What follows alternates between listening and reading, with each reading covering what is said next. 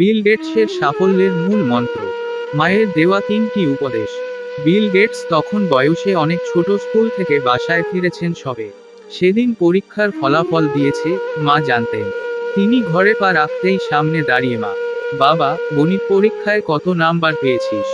Gates মাকে তার number বললেন। মা খুশি হয়ে বললেন, বাহ, এত ভালো নাম্বার তোর ক্লাসে আর কজন পেয়েছে? আমি একাই পেয়েছি মা। বেশ বেশ, আমি অনেক খুশি হয়েছি যে তুই একাই এই নাম্বার পেয়েছিস। তুই 10, 20, 40, 50 এমনকি 80, 90 পেলেও আমি রাগ করতাম। কিন্তু তুই একদম শূন্য পেয়েছিস। বিশ্বাস হয় বিল গেটস গণিতে শূন্য পেয়েছিল। এবার নতুন করে এই শূন্য থেকেই শুরু কর সবকিছু। তবে তোর জন্য মায়ের তিনটি উপদেশ রইল। 1. প্রচুর বই পড়বি। ক্লাসের পড়ার বাইরেও বিশাল একটি জগৎ রয়েছে। সেগুলো সম্পর্কে বেশি করে জানবি, বেশি করে পড়বি। আর নতুন নতুন সব বিষয়ের বই পড়বি, যেগুলো সচরাচর অন্যরা পড়ে না। 2. তুই যেরকম চিন্তা করবি, তোর জীবন সেভাবেই গড়ে উঠবে। তাই সবসময় স্রোতের বাইরে চিন্তা করবি। সবার মতো গুজবের পেছনে ছুটবি না। কখনো ছোট চিন্তা করবি না।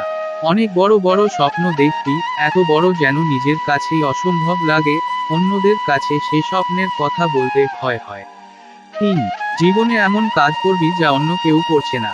বেশিরভাগ মানুষ ঘুরে ফিরে প্রতিষ্ঠিত কিছু পথেই ক্যারিয়ার গড়ে তোলে, কেউ ঝুঁকি নিতে চায় না।